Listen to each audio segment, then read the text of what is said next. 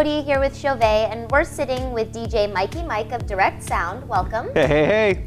So when did you get started in the DJ industry? Okay, so I've probably been doing this for about 35 years. Started when I was 15. The reason why I started is I wanted to meet girls. I go, what better way to meet girls but dances? And girls dance, and that would be cool. I'll be the DJ. It didn't work out that way because if you're the DJ, you got all this equipment.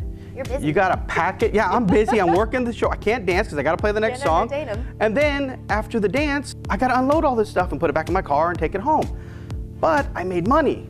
So I'm like, this is nice. I'm in school. I'm making good money. And now I can take the girls out. And then in the nightclubs, you know, you're the DJ at the nightclubs. Well, this is where it really paid off because you're a safe zone. You're supposed to be there. You're not there picking up girls. So you're like the safe zone. That's right. Yeah. And what about your day job? Day job. Well, I do something interesting for my day job. I work for the spaceship company. We build spaceships, the first commercial space line to send people to space. And that's with Virgin Galactic and Richard Branson. So it's completely different than DJing. You bet. So it's actually I'm the safety manager, the safety supervisor there. I've been doing health and safety for a long time, quality assurance. And before that I was doing a lot of aircraft building. So I've always been hands-on. So that kind of took me to one level. Once you start getting a little older, you want to get out of your toolbox and start doing a little, yeah, getting a little more, you know, work smarter, not harder. How do you manage? We ask because we understand that there's a lot of weekend warriors like yourself. Sure. But they don't operate on the same level of production that you do. So with your full-time day job, how do you balance your full-time DJ job as well? Yeah, it's tough. Over the years, it's been really tough. The bread and butter is always a day job for most parts, but I always made great money DJing, so I'd never want to give that up. Plus, I loved it so much, you know, especially nightclubs. You know, I spun music for nightclubs for 25 years. So 5 nights a week doing nightclubs, you know, that was really good money. Plus, I had a day job, so I didn't get a lot of sleep all the time, but, you know, I was making money, feeding the family, so that's kind of what it was. So the juggling part, it's all time management and a lot of no sleep. So, you know, that's kind of what I can say. When you're young, it's not so hard. When you get a little older, it gets a little more difficult. But, you know, hey, we just do what we can do. And if you had to pick a favorite CHAUVET fixture, what would it be and why? It can be a lighting, it can be an atmospheric effect. I think it changes every day because at first it was the color strip. That was I love that light. And then, yeah, and then I got my Part 56s and I was doing uplighting.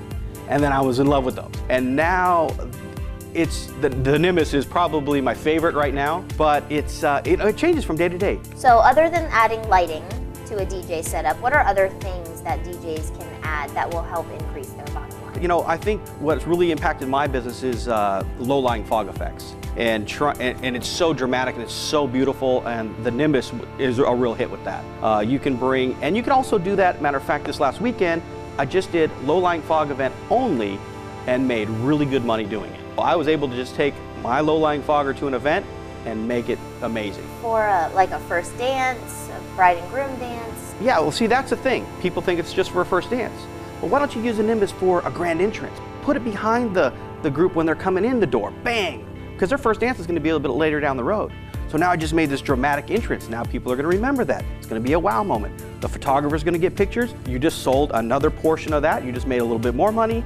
Now I'm going to do it for the first dance. Well, now I have 2 of these. I can do it for the first dance and father-daughter dance. The money just keeps going up. So you can definitely get a lot more income, not only DJing, adding lighting, and now adding some extra effects just to your event. So it works out really well. You attend a lot of these trade shows and talk to DJs.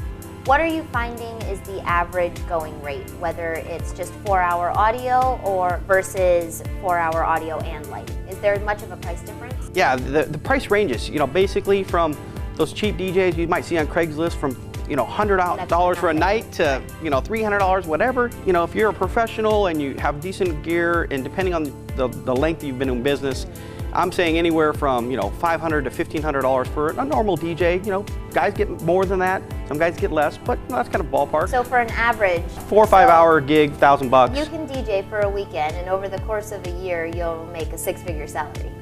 Easy, yeah. But when I bring in lights, there's no discussion. They're ready to write that check right now. Because they see. It's a visual. Instead of saying, okay, I can give you 5 lights, show what the 5 lights can do instead, and they'll have no problem. But they can't, if I'm gonna play the Beatles, I'm gonna play the Beatles at your wedding. That doesn't translate to money. It's not a look. Everybody can play the Beatles. Right. But how many people can create sets you a apart? mood and make it look beautiful?